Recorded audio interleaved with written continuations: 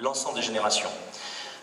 3 années d'enquête, comme il le dit, pour entrer dans les souvenirs des 3 générations de Pieds Noirs, afin de comprendre les méandres de leur pensée et la transmission de leur mémoire, et aussi pour élucider les tréfonds de leur pieds-noiritude.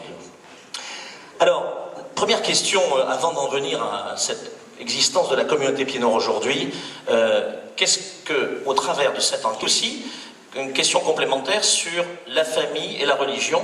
Alors, en l'occurrence, la religion catholique. Bien sûr, beaucoup de nos compatriotes étaient aussi israélites, mais est-ce que ce sont aussi, toujours, pour la communauté Pieds-Noirs d'aujourd'hui, des valeurs fondamentales, ou est-ce qu'elles se sont un peu estompées avec le temps? Quelle est ta perception des choses? Alors, je voudrais revenir d'abord un petit peu sur ce qu'a dit notre ami Hubert. Et c'est vrai, ce culte, en quelque sorte, rendu à la table, au repas partagé, aux objets retrouvés. Je me souviens en particulier, lorsque nous sommes arrivés en France, donc en 62, nous avons erré pendant quelques mois du côté de Perpignan, et puis finalement, nous nous sommes réinstallés, entre guillemets, parce que 52 ans après, on se demande si c'est vraiment réinstallé. Et nous étions donc dans les Landes, à Aire-sur-la-Nour, dans une ferme qui avait été abandonnée pendant une trentaine d'années, bref. Et arrive le cadre que mon père avait fabriqué lui-même à Zéralda avant de partir, avec notre déménagement. Donc le cadre qui était passé par Marseille, fort heureusement qu'il n'avait pas été plongé dans le port par les marins CGT. Et nous avons ouvert ce cadre, toute la famille réunie. Et nous avons commencé à sortir les choses les unes après les autres. Et à un moment est apparu le couscoussier. Alors sans blasphème aucun, et comment pourrais-je blasphémer? Mais ça a été quasiment comme si c'était le Saint-Sacrement. Ça a été véritablement quelque chose d'extraordinaire. Et là tout cela me revient en mémoire maintenant, l'attachement que nous avions effectivement à des détails parfois, sans importance, mais qui nous remettaient, qui nous resituaient là-bas, et qui recréaient toute notre vie là-bas. Alors ceci dit, aujourd'hui, est-ce que l'aspect religieux, spirituel, a encore de l'importance dans la communauté Pieds-Noirs? Je dis oui. Oui. Alors bien sûr, les Pieds-Noirs, comme les autres composantes de la société occidentale, subissent le contre-coup d'une sécularisation de la société. Mais néanmoins, ce que j'ai constaté avec beaucoup de joie à travers les visites pastorales que je fais dans mon diocèse, avec ou sans mon évêque, c'est que dans toutes les paroisses, il y a des Pieds-Noirs, et qui souvent tiennent les postes importants de la paroisse pour son organisation. Et ces Pieds-Noirs sont reconnus par les autres. Donc, voilà. Alors, la foi est passée par bien des tempêtes.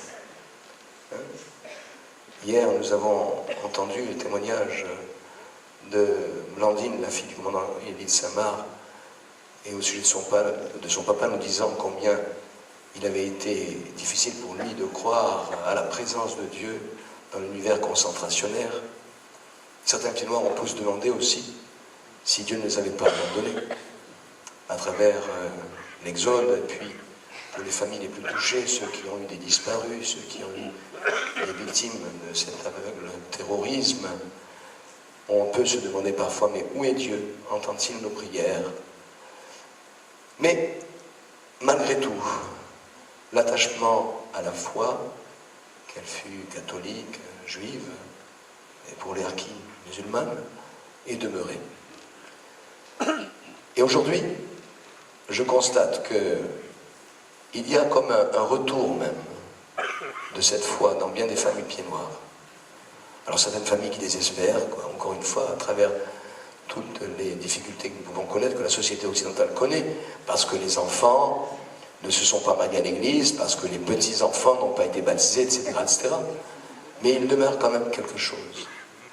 Et justement, la référence au passé, à notre vie là-bas, à une vie qui était rythmée véritablement par les fêtes religieuses.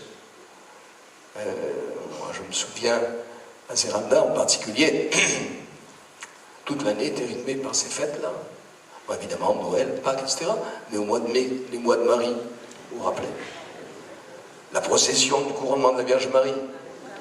Hein, nous sortions de la maison des Sœurs au bas de la colline sur laquelle était juchée notre église, nous montions tous ensemble là-haut. Et puis même dans les derniers temps de notre présence en Algérie, donc ces célébrations qui étaient empreintes d'une gravité toute particulière. Je me souviens de la dernière messe de minuit à Zeralda, où l'on voulait encore croire que l'Algérie resterait française, et où, à la fin de la messe, c'est une église archi-comble encore plus que les années précédentes, parce que nous y avions vu pas mal de personnes que l'on ne voyait pas habituellement à l'église. Et tout le monde, à la fin de la messe, se congratulant et se souhaitant une Algérie française pour de nombreuses années. Nous étions en décembre, donc 61. Et en juin juillet suivant, c'était terminé. Bref, pour vous dire que je crois, moi, évidemment, je crois qu'il y a dans la foi une issue, un avenir pour notre communauté. Alors, ce qui m'étonne un petit peu, c'est que nous sommes tous, je crois, de manière générale, d'ailleurs pas seulement les pieds noirs, mais nous sommes tous à nous lamenter de ce que les racines chrétiennes de l'Europe, particulièrement de la France, ont été oubliées, n'est-ce pas? Bon, on est tous à pleurer là-dessus. Mais comment une telle ignominie peut-elle être commise alors que l'histoire est là pour bien nous démontrer, nous prouver que l'Europe est véritablement le fruit du christianisme, dans ses mœurs, dans ses coutumes, dans ses lois, enfin, jusqu'à une certaine époque, hein, ça commence à changer, hein, malheureusement. Et en même temps, eh bien, on reste encore éloigné de l'Église, de la pratique religieuse. Alors, il y a une contradiction, un non-sens, chers amis, entre les larmes de crocodile que nous versons face à une Europe qui renierait ses racines chrétiennes et notre comportement. Les événements récents nous montrent que certains ont une foi qui les amène à commettre des actes véritablement ignominieux, d'une violence inimaginable, d'une cruauté sans borne.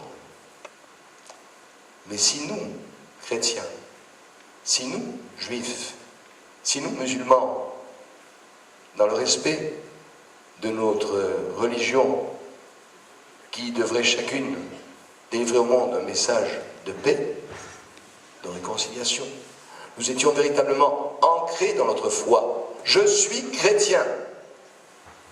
Et tu ne m'en feras pas des morts, parce que j'ai une foi sincère. Mais je peux vous promettre que devant une telle affirmation, aucun djihadiste ne tiendrait bon. Si nous présentons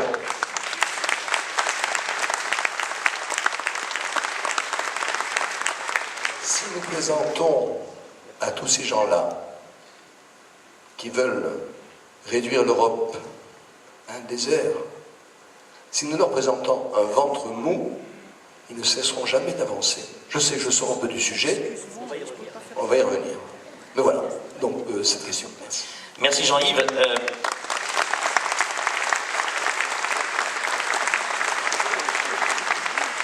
Alors, il y a une autre question que je vais poser à l'un comme à l'autre, parce que c'est aussi ce qui souvent fait le socle de notre conscience communautaire, on va l'appeler comme ça, c'est de savoir si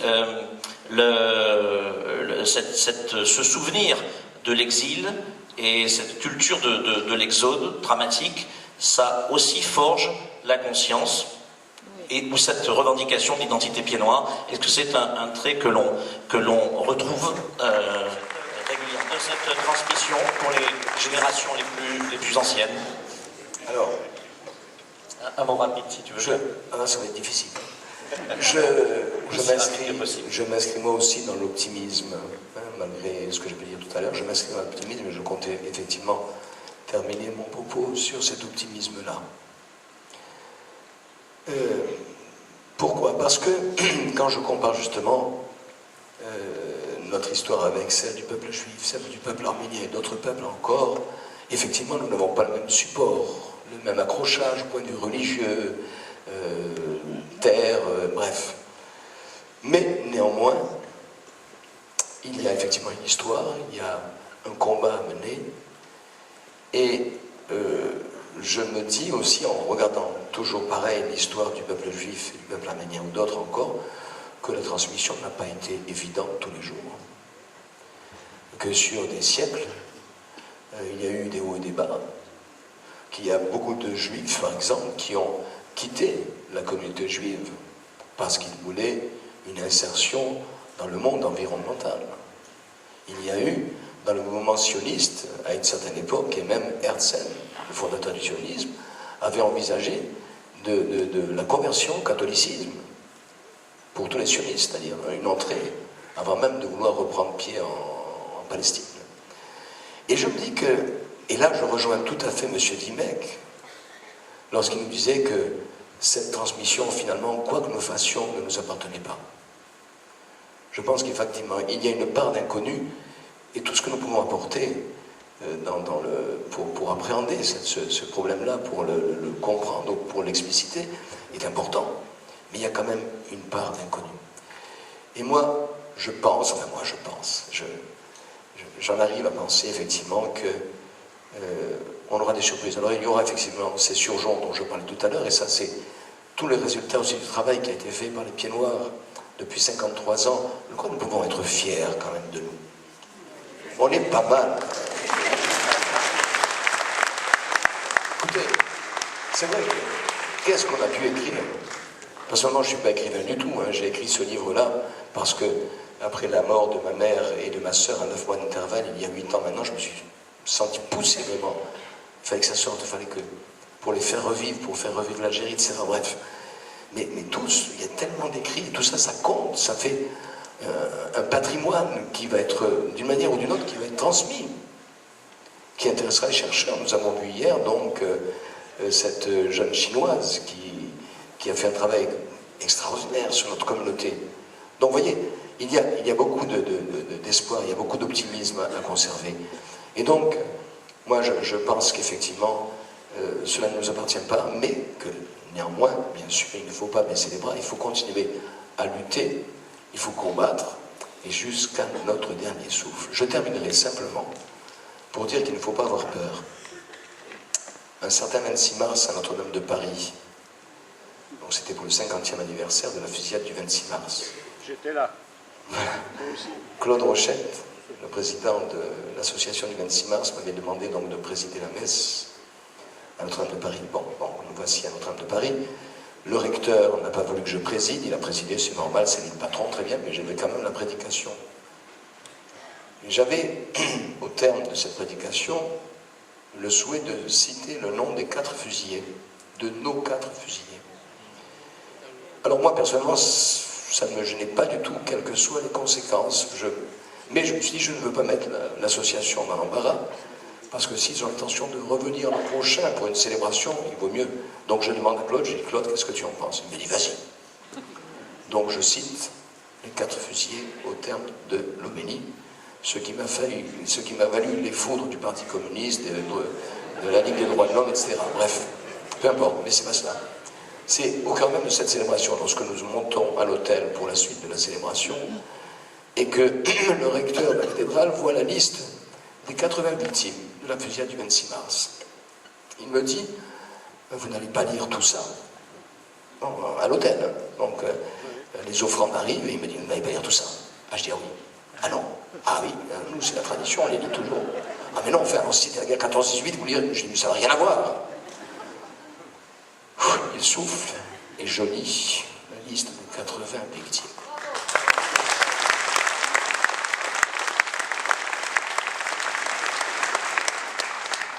On a pu recevoir des coups, il ne faut pas avoir peur. On en recevra encore, il ne faut pas avoir peur. Ce qui a pu effectivement éloigner nos jeunes générations, c'est que, justement par rapport à une vie qui s'ouvrait devant eux, ils n'avaient pas forcément envie de recevoir les conséquences de ces coups-là, les vagues successives. Et voilà. Donc, et pourquoi? Mais parce qu'on n'a pas su leur expliquer. Alors voilà, ceci dit, d'une manière comme d'une autre. Moi j'ai confiance. Il n'est pas possible que ce que nous avons vécu passe aux oubliettes de l'histoire. Nous tenons le bon bout, nous devons continuer. Et je crois aussi à la providence, je suis sûr, comme disait Gamaliel, si cela vient de Dieu, ça tiendra, si ça n'est pas Dieu, ça s'écroulera. Et bien moi je crois avec force qu'une bonne partie de ce que nous avons vécu vient de Dieu. Amen. Merci pour cet excellent, ce débat de haute tenue et de grande qualité. Merci à Hubert Paul, merci à Jean-Yves Molinas, qui reste avec nous, bien sûr, et qui signeront tous les deux leurs ouvrages.